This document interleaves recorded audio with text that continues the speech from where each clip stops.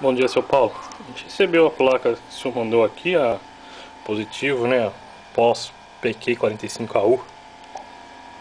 Dá uma ligada nela, aparentemente está tudo normal.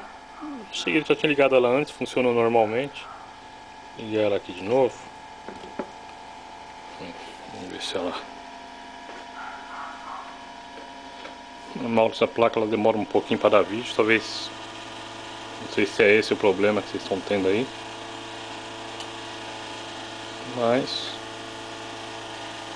Já fez o barulhinho dela ligando, normal. Entrando na tela. Normal.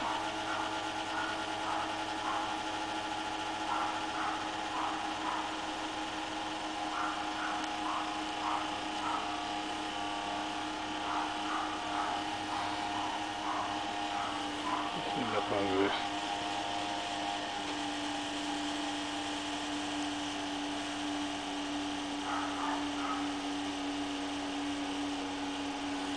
Tá ligando normal.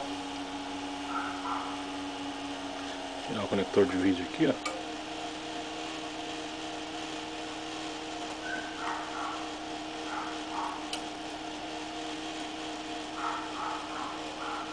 Tá normal. Estou usando seu processador, sua memória. Tudo ok.